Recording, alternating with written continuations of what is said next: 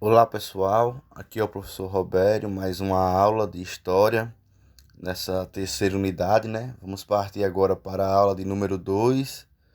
Espero que vocês gostem, espero que se acomodem para assistir a aula completa, porque é muito importante que vocês assistam a aula completa, porque na própria aula vão existir as respostas para que vocês possam tá fazendo as atividades que forem solicitadas. Então, antes de começar a aula, mais uma vez, como sempre, quem não for inscrito no canal, por favor, se inscreva e ative o sininho de notificações. Ao final do vídeo, se for a sua preferência, você deixa o like.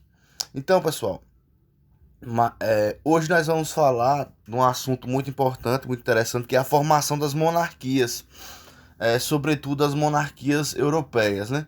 E é um assunto que vem na sequência do anterior, onde a gente viu a invasão e depois a reconquista, a retomada da Península Ibérica, daquela ilha, daquela faixa de terra que corresponde ao que vocês conhecem como Espanha e Portugal hoje em dia. Então, continuando, nós vamos observar hoje como surgiu as monarquias, qual foi o papel dos monarcas, desses reis, dessas rainhas, desses príncipes, enfim, qual foi a quebra de paradigma, por que surgiu a monarquia? Antes da monarquia, o que era que existia? Qual era o sistema de capital? Qual era o sistema monetário? Então, qual era a forma de governo, sistema de governo, tudo isso. Então, antes de mais nada, é importante a gente lembrar que antes da monarquia, desse período moderno, vai existir o que a gente já estudou, que era justamente a Idade Média. Então, a Idade Média é aquela idade das trevas que durou vários séculos. Então, uma Idade Média que vai principalmente ser uma idade de avanço tecnológico, mas também uma idade que é conhecida como Idade das Trevas, como eu já disse. Então, a Idade Média era conhecida como Idade das Trevas, justamente pelas suas vastas doenças, como a peste negra, que acabou com metade da população. É, Outras questões como a Inquisição, a Santa Inquisição, a perseguição da Igreja Católica contra homossexuais, contra bruxas, contra hereges, enfim, tudo isso vai contribuir para que o sistema, as lembranças, melhor dizendo, do feudalismo não tenham sido lembranças boas. Mas também é importante lembrarmos que o feudalismo ele vai ser importante para quem estava na Idade Média como forma de manutenção do, do, da sobrevivência e de organização de mercadorias e de lucro.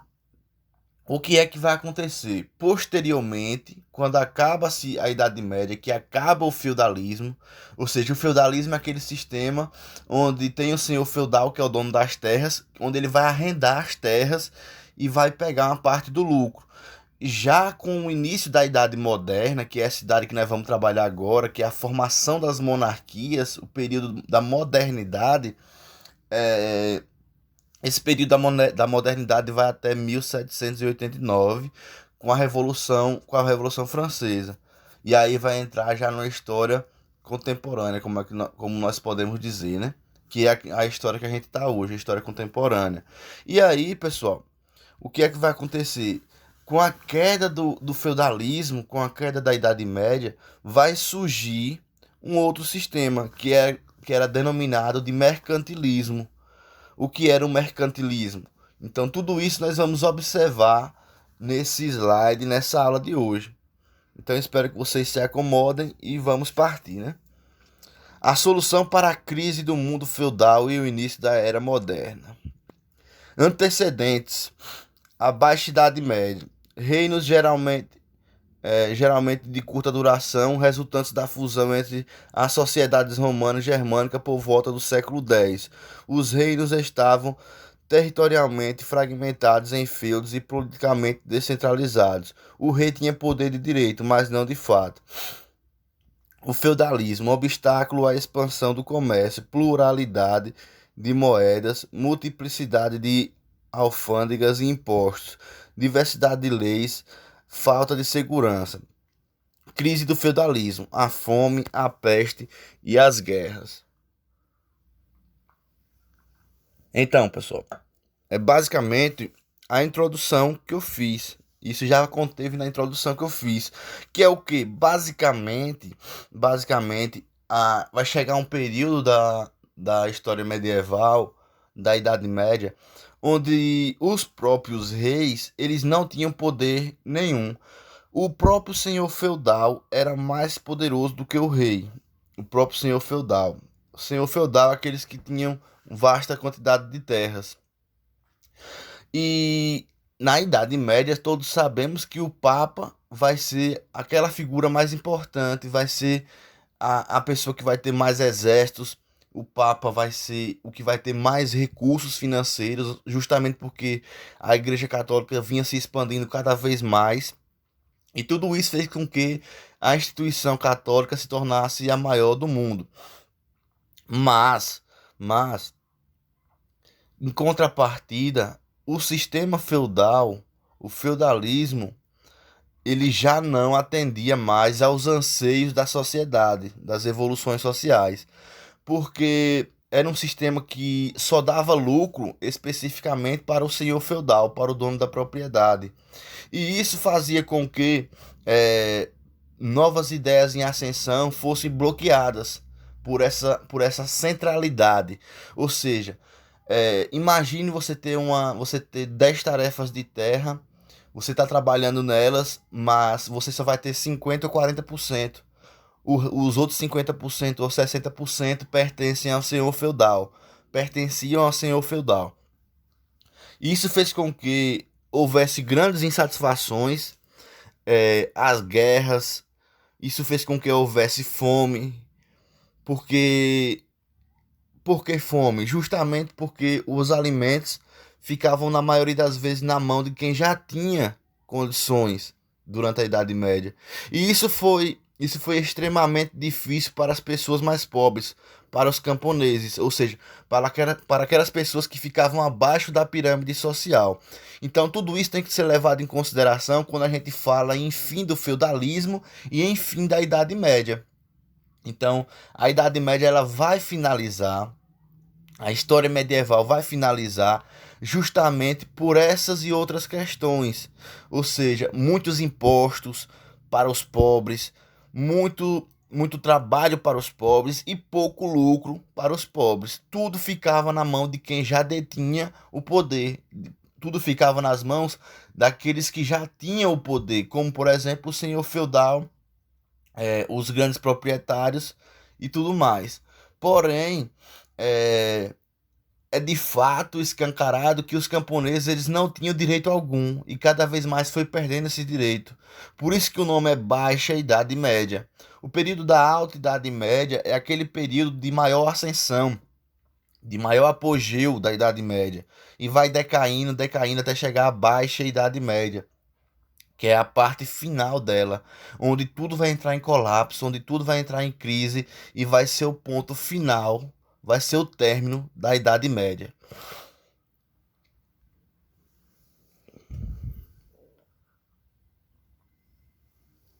Solução para a crise da Idade Média.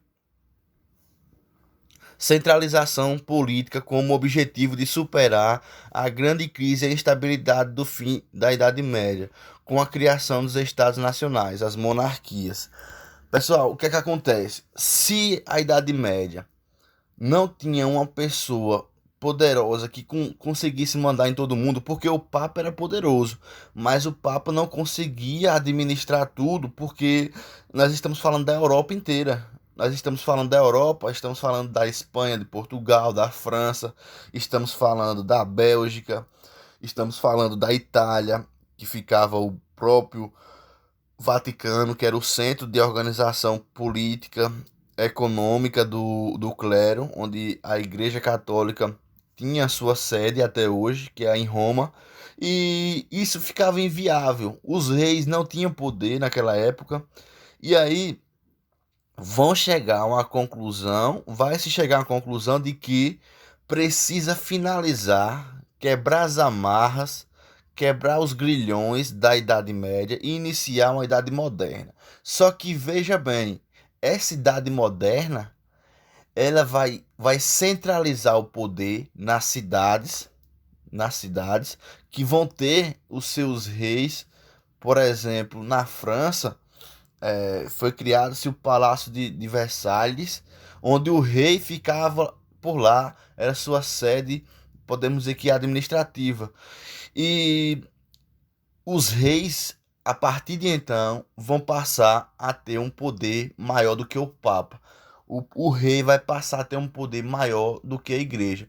Então, se na Idade Média os reis tinham menos poder do que o Papa, agora é o contrário. Agora os reis vão ter mais poderes, os monarcas vão ter mais poderes do que a igreja. Tanto é que são membros da igreja que vão coroar, fazer a cerimônia de coroação dos reis.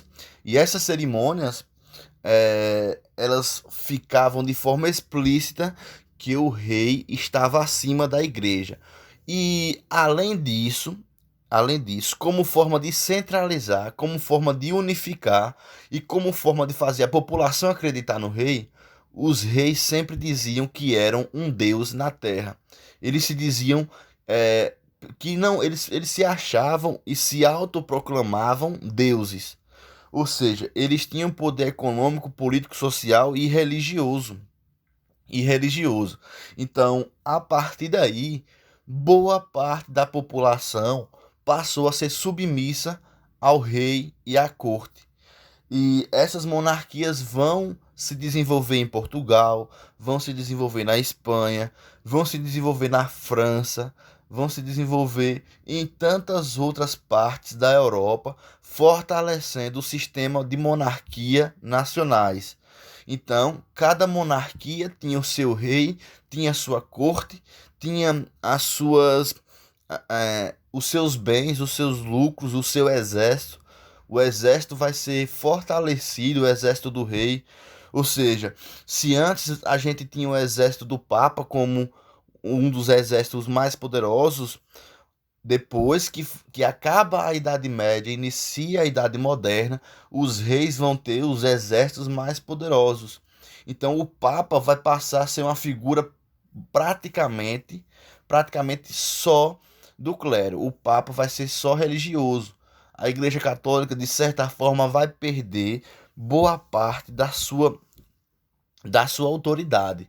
Então a Igreja Católica vai perder a sua autoridade e a partir de então, os reis e as monarquias vão ter o maior poder dentro das sociedades. E como eu falei, isso vai ser impulsionado pela questão dos reis se colocarem como deuses. Eles se colocavam como deuses na sua função.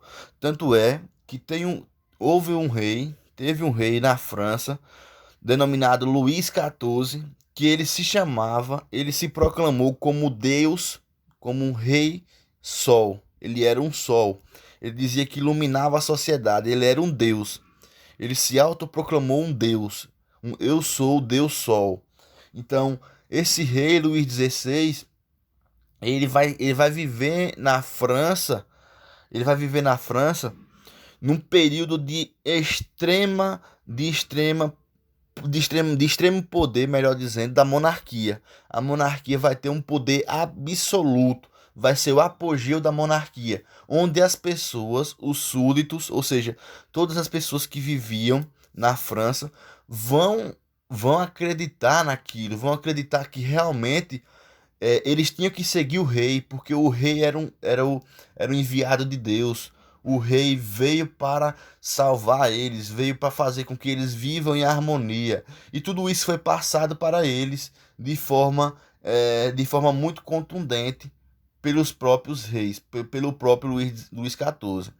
Depois, mais adiante, até mesmo como coincidência do destino, não sei, vai haver um outro rei na França denominado Rei Luís XVI. Esse rei vai ser guilhotinado. Ele vai ser guilhotinado na Revolução Francesa de 1789 e vai acabar com a monarquia. Esse é um assunto para depois. Por ora, temos que entender a ascensão, como as monarquias começaram na Europa, né? Interesses envolvidos. Interesses envolvidos. Os monarcas visavam recuperar o poder que havia sido fragmentado com a construção dos feudos, aquilo que eu falei, né? O feudalismo, e a concentração do poder nas mãos dos senhores feudais. Os grupos senhoriais da nobreza optaram pela centralização para conseguir manter os privilégios que lhes restavam. A classe burguesa apoiou a centralização com interesse na unificação dos padrões monetários, pesos e medidas. Então, ao sair da Idade Média, eles vão aceitar ter um rei. Eles vão aceitar a existência de um rei justamente porque o rei centralizaria o poder e o rei faria com que todos o obedecessem e não deixaria criar motins, não deixaria criar guerras, revoltas ou revoluções. Então todos eram submissos, todos eram abaixo do rei e a nobreza, o próprio clero e a burguesia tinham que seguir tudo aquilo que o rei lhes impunha. Então, o rei vai mandar e vai organizar a sociedade. Para eles, para a população da época, sobretudo para os nobres, o fato do rei mandar e desmandar foi muito bom para eles, justamente porque impediu com que a classe baixa tentasse fazer algo. Então as pessoas, eles, não digo que satisfeitas, mas elas aceitavam o rei. Então os mais pobres aceitavam o rei e muitos o admiravam, tentavam sempre ver ele de perto e tudo mais, porque criou-se um estereótipo de que o rei era um deus na terra. Então as monarquias vão surgir dessa forma, enaltecendo o papel do monarca, enaltecendo a figura do rei. O rei passa a ser um deus na terra justamente para ele mesmo e para algumas pessoas que eram apaixonadas pela monarquia. Principais características das monarquias: o absolutismo, o poder absoluto concentrado nas mãos dos reis. Então, não existe parlamento, não existe qualquer outra forma de poder numa monarquia. O poder está na mão de uma única pessoa. Qual é essa única pessoa? O rei. Hoje em dia existe rei, existe absolutismo. De certa forma, ainda existem algumas monarquias, mas as monarquias hoje em dia são mais monarquias representativas, como por exemplo a Inglaterra, né? Vocês têm lá a figura da Rainha Elizabeth II, tem a figura da Rainha Elizabeth, aquela senhorinha simpática, mas ela não tem poder algum, poder politicamente falando. Ela representa uma monarquia que já foi a mais poderosa do mundo, monarquia inglesa, assim como a francesa. E a Rainha Elizabeth está hoje cumprindo um papel de uma monarquia representativa, ou seja, existe ela, existe a rainha, mas quem manda na política inglesa, na política da Grã-Bretanha, é o primeiro-ministro, o Boris Johnson, o primeiro-ministro e o parlamento. Então, a rainha ela só representa um estado monárquico, mas quem manda na Inglaterra não é mais a rainha, quem manda na política inglesa é o primeiro-ministro Boris Johnson e toda a sua e todo o parlamento. Aqui no Brasil nós temos os poderes divididos em executivo na mão do presidente, em legislativo na mão da Câmara e do Senado e em judiciário, que é na mão justamente do STF, na mão de outros poderes jurídicos, de outras cortes. Então, pessoal, na época, os reis, eles eram absolutos. Eles não obedeciam ninguém. Claro que eles tinham os conselheiros, mas o papel do rei era único, era absoluto. A monarquia era centralizada e absoluta. E todos aqueles que fossem contra a monarquia seriam reprimidos com mãos de ferro, ou seja, seriam provavelmente ou preso ou morto. Então, não adiantava você questionar a monarquia. Delimitação de território, eles delimitaram o território de cada reino, de cada monarquia, a unificação dos padrões monetários, a criação de um exército nacional, o exército do rei, a criação de uma justiça real, o sistema unificado de cobrança de impostos. Então, os impostos e os tributos, eles vão existir e vão existir, sobretudo, pela questão do novo sistema que vai surgir, que é o sistema mercantilista. O que é o mercantilismo? O mercantilismo é o sistema, um sistema financeiro onde todo lucro, todo dinheiro, todo tributo tem que ser pago para o Estado. Quem era o Estado? O rei. Então, boa parte do lucro tinha que ser pago a uma única instituição, que era a monarquia. O rei pegava todo o tributo e distribuía entre os seus funcionários mais altos e ele administrava toda a sociedade. Então, se na Idade Média a gente tinha o feudalismo e o dinheiro e a produção ia para a mão dos senhores feudais, agora não. Agora um reino tinha o seu rei e esse rei recebia toda a riqueza, parte de toda a riqueza produzida, de todo o comércio. Isso era o mercantilismo. Toda a produção, todo o tributo era pago ao rei. Claramente, claramente, era um tributo alto, eram impostos altos, mas as pessoas se sentiam protegidas porque tinha o exército do rei que as protegiam. Então eles pagavam esses tributos. Quem não pagava os tributos geralmente era preso, condenado a trabalhar como escravo, enfim. Mas tinha que se pagar os tributos, tinha que se pagar os impostos. Então, se na Idade Média era o feudalismo, na Idade Moderna era o mercantilismo.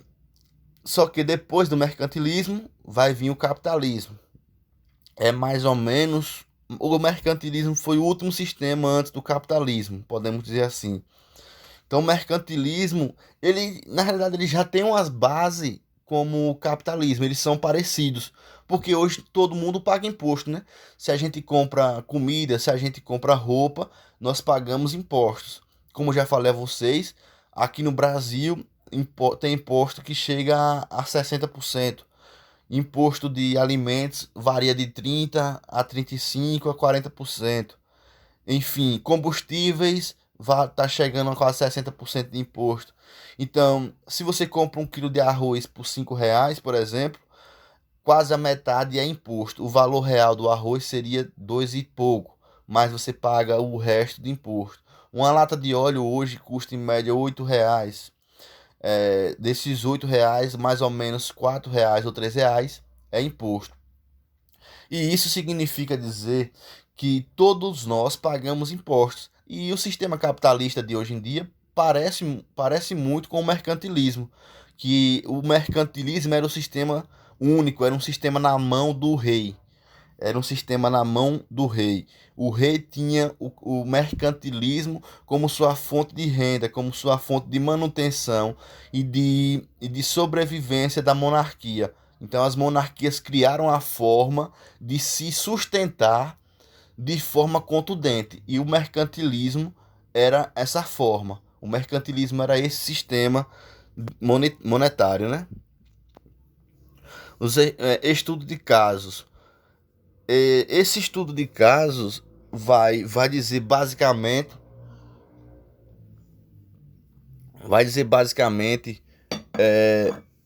o período de ascensão das monarquias. Aí você tem Portugal do século XII, Espanha do século XV, Inglaterra do século XV, França do século XV, e século XV esse que inicia a partir de 1401. Portugal, 1139. Os reinos de Leão e Castela, Navarra e Aragão juntaram força para uma longa guerra contra os mouros que haviam conquistado a Península Ibérica desde o século VIII. Tudo aquilo que a gente já falou, né? A gente já trabalhou sobre a questão da reconquista da Península Ibérica, né? Os reinos participantes dessas guerras buscavam o auxílio dos nobres franceses Henrique de Borgonha, que em troca recebeu terras do comando do condado de Portucalense. Após a morte de Henrique de Borgonha, seu filho Afonso Henriques lutou pela autonomia política do condado. O Estado monárquico de Portugal foi o primeiro a se formar e se consolidou com a dinastia de Aves no poder com uma aliança com a burguesia. Então, Portugal vai ter a sua monarquia iniciada em 1139, com a monarquia e a dinastia dos Aves. A dinastia significa dizer que o poder vai passando de pai para filho, ou seja, o rei tinha que ter um filho homem, preferencialmente homem, para que ele fosse o próximo rei, e assim sucessivamente. A reconquista da Península Ibérica, que foi aquilo que a gente já trabalhou, ou seja, todos os muçulmanos, todos os islâmicos e todos os estrangeiros que viviam ilegalmente naquela região da Península Ibérica, na região que corresponde a Portugal e a Espanha, foram expulsos pelo exército cristão, pelo exército do Papa, pelos cruzados. A partir daí vai iniciar-se o reino de Portugal e o reino da Espanha. Espanha, 1492. O processo de unificação da Espanha esteve também intimamente ligado à reconquista, isto é, à guerra contra o domínio dos mouros na Península Ibérica. A formação de Espanha ocorreu com a união dos dois reinos ocasionados pelo casamento de Fernando, que era o rei de Aragão, e Isabel, que era a rainha de Castela. Então, na Espanha existiam dois reinos fortes, dois reinos principais, que eram Aragão e Castela. O reino de Aragão era comandado pelo rei Fernando e o reino de Isabel era comandado pela rainha, ou o reino de Castela, perdão, era comandado pela rainha Isabel. E, tendo em vista a vontade de fazer um reino único, eles vão se casar. Então, Isabel vai se casar com Fernando e vai unir o reino de Aragão ao reino de Castela. E isso vai fazer com que se forme a Espanha. Então, a Espanha vai surgir da união do casamento. A Espanha, o reino da Espanha, como vocês conhecem, e a Espanha que vocês conhecem hoje, esse país vai surgir principalmente com a união de um casamento entre Fernando e Isabel. Fernando do reino de Aragão e Isabel do reino de Castela. A integridade territorial da Espanha foi obtida com a expulsão dos mouros de Granada, uma região também da Espanha, em 1492. E essa data de 1492, essa data de formação da Espanha, coincide com a data que Cristóvão Colombo, um navegador genovês, vai descobrir a América, vai chegar na região das Antilhas e vai descobrir as Américas.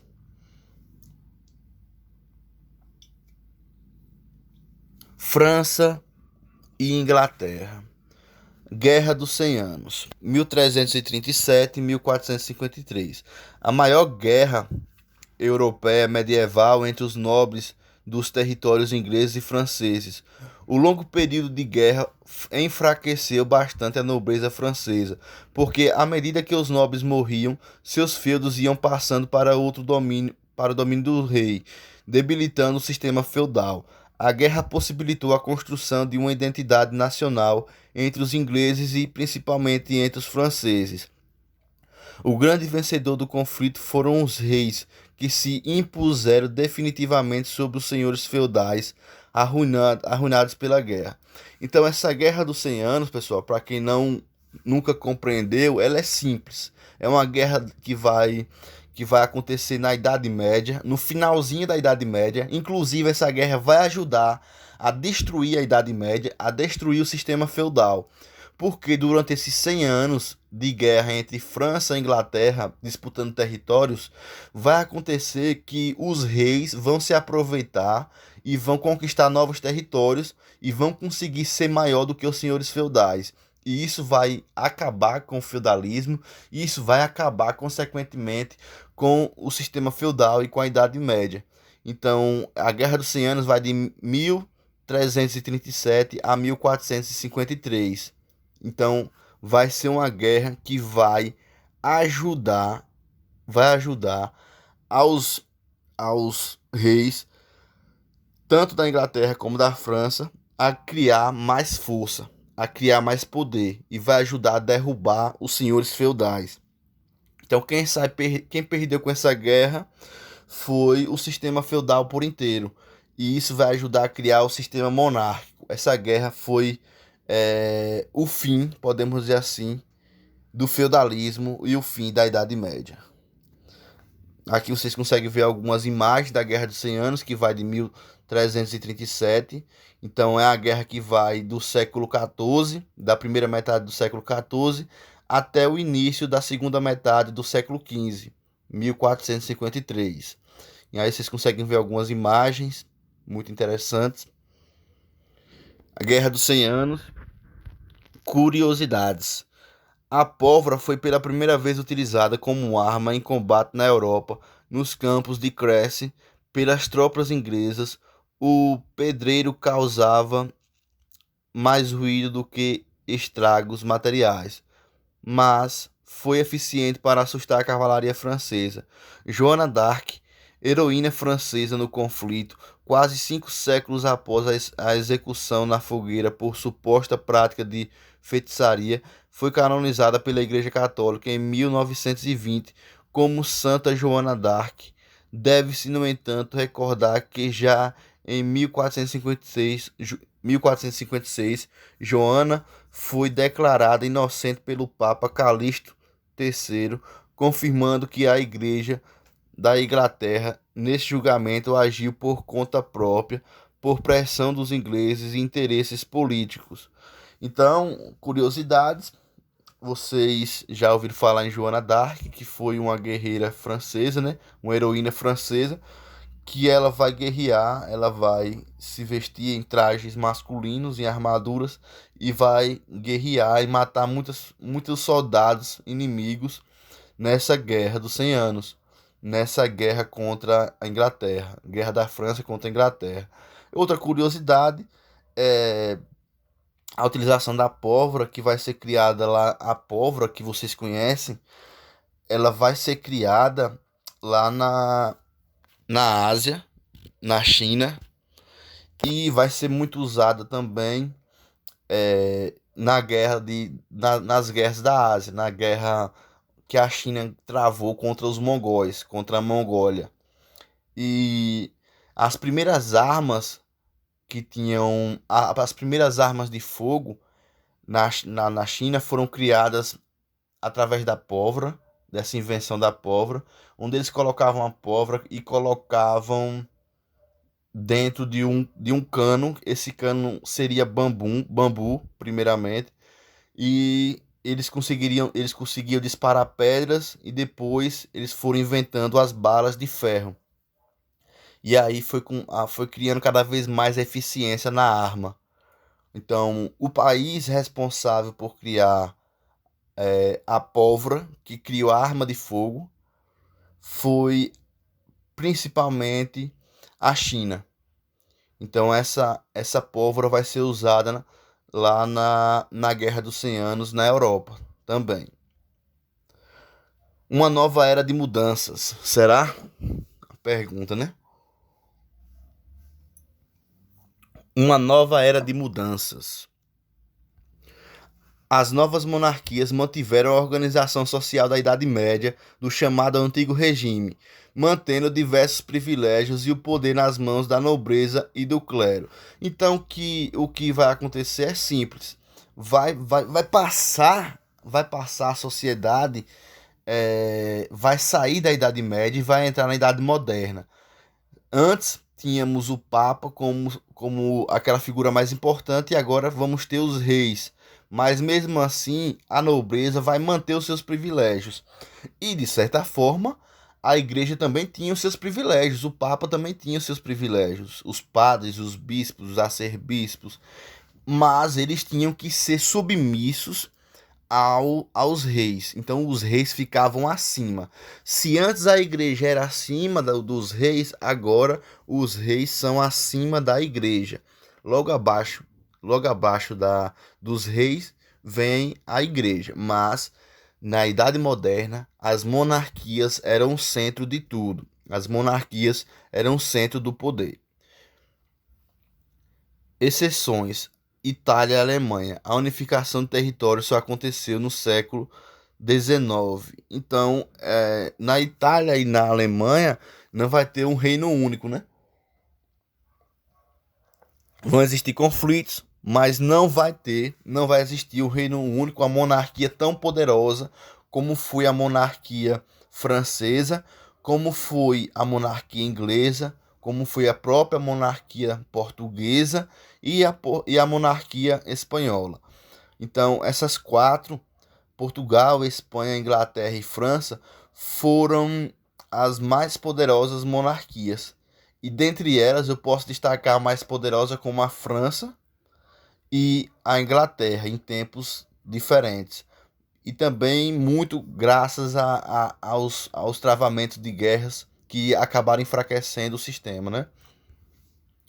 O mercantilismo, conceito, política econômica adotada pelas recém-formadas monarquias nacionais com o objetivo de acumular capitais e fortalecer a economia dos novos regimes. O que eu falei a vocês, o mercantilismo foi um sistema feito antes do capitalismo. O capitalismo que a gente vive hoje veio depois.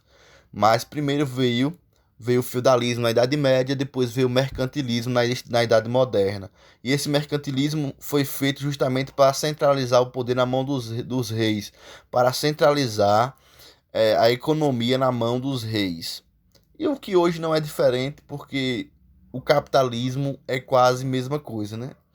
Quase a mesma coisa. Só que hoje nós não temos monarquias tão nós não temos monarquias tão contundentes. Hoje a maioria dos países são republicanos, mas o capitalismo ele se parece muito com o mercantilismo. Práticas do mercantilistas: defesa da balança comercial favorável, protecionismo alfandegário, metalismo, acumulação de ouro e prata, estímulo à agricultura e a manufaturas, colonialismo, exploração dos territórios conquistados através do pacto colonial, monopólio comercial. Então, tudo isso aí é feito, resumindo a história, para fazer com que cada vez mais as monarquias e os reis lucrassem com a economia, com o trabalho das pessoas. Então, o sistema mercantilista é um sistema unificado de poder econômico na mão do rei, na mão da mais alta classe social. Debate teóricos absolutismo. Teoria do direito divino dos reis, Jean Bodin, Jacques Bossot. E o que significa dizer isso? Teoria do direito divino. Se vocês lembraram que eu falei a vocês no começo da aula, os reis se proclamavam deuses, eles se proclamavam deuses na terra. E isso fazia com que eles fossem bem vistos por muitas pessoas o veneravam, né? Os veneravam. Muitas pessoas acreditavam mesmo que eles eram reis. Teoria do contratualismo. Thomas Hobbes, Nicolau Maquiavel. O que significa dizer que para manter o seu poder, os reis utilizavam de mão de ferro. É como Maquiavel diz, Nicolau Maquiavel. Para um rei conseguir se manter no reino, ele precisa ir contra todos que forem contra si mesmo. Ou seja, todo mundo na sociedade que fosse contra o rei teria que ser preso ou morto, porque o rei tinha que ter mão de ferro, ele tinha que ser temido. Para Nicolau Maquiavel, os reis tinham que ser temidos e não amados. Eles tinham que lançar medo nas pessoas, as pessoas tinham que ter medo dele, porque assim ninguém teria coragem de enfrentá-lo. E se ele fosse amado, muitas pessoas teriam coragem de enfrentá-lo. E como falei a vocês, a maioria dos reis optaram por ser temidos, optaram pela mão de ferro e pelo absolutismo, porque eles conseguiriam se sentir mais à vontade. Então, por isso que os reis matavam muitas pessoas que eram contra o seu reinado e contra a sua monarquia. Então, pessoal, resumindo aqui, estamos chegando a 41 minutos. Vamos finalizar a aula de hoje, essa aula da trilha 1, essa aula de número 2. Espero que vocês tenham gostado dessa aula que tratou um pouco sobre o início da monarquia, ou seja, o fim da Idade Média, o fim do feudalismo e o início da monarquia, o início da história moderna. História moderna essa que vai até 1789, com a Revolução Francesa, onde o rei Luís XVI da França vai ser guilhotinado, vai ter a cabeça cortada na guilhotina. Guilhotina essa construída por Maximilien de Robespierre. É um assunto bem interessante também, mas por hoje espero que vocês tenham aprendido um pouco a mudança que foi da Idade Média para a Idade Moderna. Recapitulando, na Idade Média, os senhores feudais eram donos de grandes propriedades de terra e tinham mais poder do que os reis. Na Idade Média, o Papa era a pessoa mais importante do mundo e o feudalismo, na Idade Média, era o sistema econômico mais vigente que dava o lucro somente para o senhor feudal. Na Idade Moderna, os reis vão conseguir ter mais terra do que os senhores feudais, os reis vão conseguir alavancar as suas ideias monárquicas, justamente pela Guerra dos 100 Anos, por causa da Guerra dos 100 Anos, guerra essa entre Inglaterra e França, que vai fazer com que os senhores feudais enfraquecessem e vai fazer com que os reis fossem ascendendo socialmente. Então, se na Idade Média tínhamos o feudalismo, na Idade Moderna o mercantilismo passa a ser esse sistema econômico, o mercantilismo, esse sistema centralizado na mão do rei. Então espero que vocês tenham gostado. Qualquer dúvida, podem assistir o vídeo novamente, podem pesquisar na internet, podem pesquisar no próprio livro didático, na parte que vai falar sobre monarquias. Podem também pesquisar diversos... There's no internet connection right now because you're in airplane mode. Podem pesquisar diversos materiais na internet. Então, um abraço e até a próxima aula de história. Valeu!